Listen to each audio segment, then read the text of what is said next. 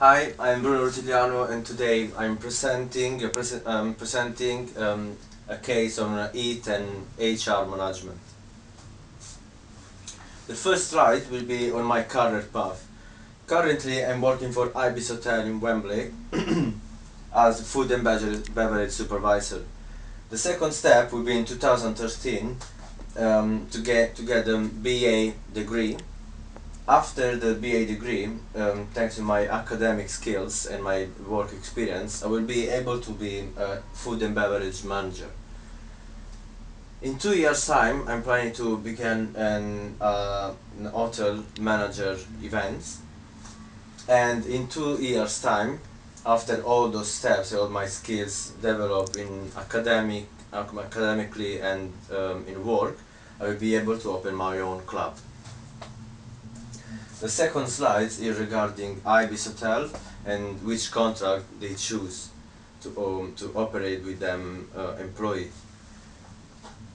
Because of its external environment and its demographic needs, Ibis choose as largest headcount a part-time contract flexible for the staff. This is due because of the all the events that Ibis has during the year and seasonal, the peak on the season. So let's say if in October and November we have more events and more people staying in hotel, we will need more staff. And in January and February, for example, if we don't have any events or any people staying in hotel, we will have less part-time staff. The third section will be for the recruitment pyramid. The recruitment we choose IBIS is divided in 3 steps. The first one will be recruitment, the second one CV selection, and the third one trial and job offer. In the first selection, recruitment is where the Accor Hotel promote its vacancy on a website, which is accor.com or other websites like Career or Jobstrovit. The second step is where the manager, the line manager, it can be front office or food and beverage manager, select a few curriculum and choose for a face-to-face interview to understand which are maybe the most profitable candidate. The third one, which is come after the selection, is when the manager offers a trial shift to understand what are the motivation of the candidate if he's good enough to take this position. After the trial shift, they will be given the job offer, which is where the manager gives a contract with all for the salary, the information regarding the salary, HR policies, and hours. The third one will be from training to learning and development. IBIS is as well understood how important is the HR in any company. From the beginning, from the time position, like for the start, the IBIS will give 3 months of probation, which is where the candidates or the team member has the opportunity to develop his skills and all the needs for the company. After 90 days, when we will end the probation, a manager can choose to give a contract or to end the probation and so make another take another candidate. After the first semester, manager supervisor call up a meeting, which is where the manager and supervisor have a meeting with the member and explain all the development, so if they have any weakness or where are their strengths. After 1 year, most of the time this development feedback is done by the manager and the general manager.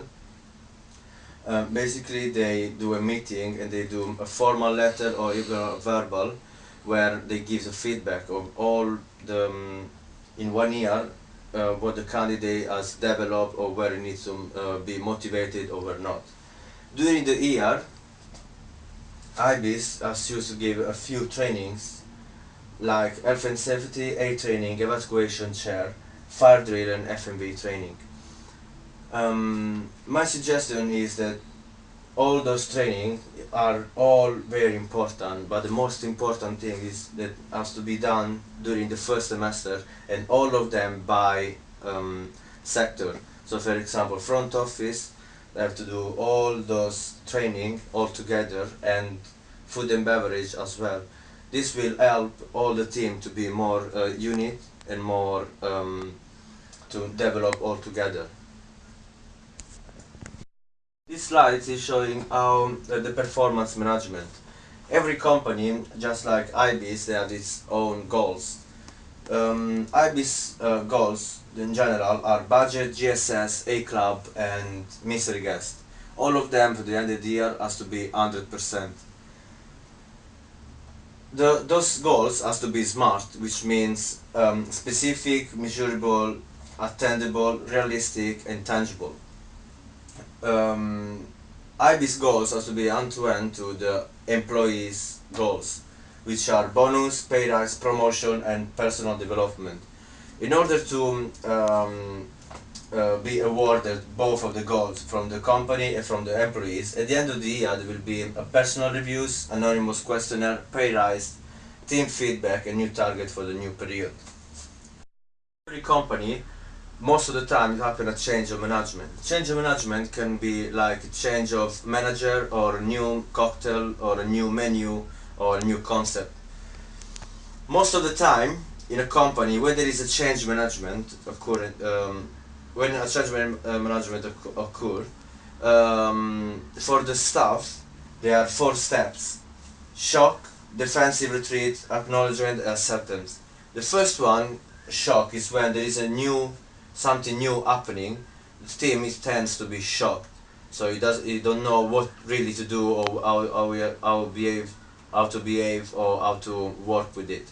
The second step is defensive retreat, which is where the team member tend to work better with the old management and not rather than the new one.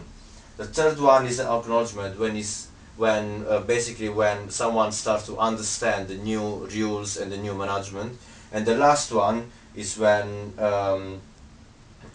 we understood everything and we try to work on. Recently, for example, in our company IBIS, there has been a change of management for the new GM. When he started at the beginning, he called it an introduction meeting, where he introduced himself and he explained what his motivation are and what he wants us to do. After it, what he's doing is understanding the current position of the hotel. So by reading ratios, understanding reports, and understanding our needs for the staff. After it will give us improvements. So it will understand where are our weaknesses and where our strengths, and from there he can work with. Let's say it will tell us we will need to do better with the room service, or maybe on food and beverage during the events. And the last one is just to give us a semester feedback to understand how the change management is improving, or where is improving or where is not. So from there on we will see where we need still to improve or where not. We talk about the policies and the procedures in IBIS. In IBIS there are 3 procedures, main one. The first one is HR department, which basically gives a review policy every year, and it stays on the contract all the policies and all the procedures. After, it will pass it to the managers. The managers are responsible to let sign those contracts from the policies and on the induction day, and to monitor that those policies and procedures are followed during the job. The manager passes it to the staff. The staff at this point has to make sure that those policies and procedures are used as rules, and after it they will give a feedback in order to improve or spot any problem with those procedures. And after it they will go to the HR again, so they can do again the review policy yearly. In this slide I will talk about the exit strategy in IBIS Hotel. IBIS Hotel divides its exit strategy in 3 parts. The first 2, resignation notice, are the formal parts, and the third one, leaving party, is the informal part.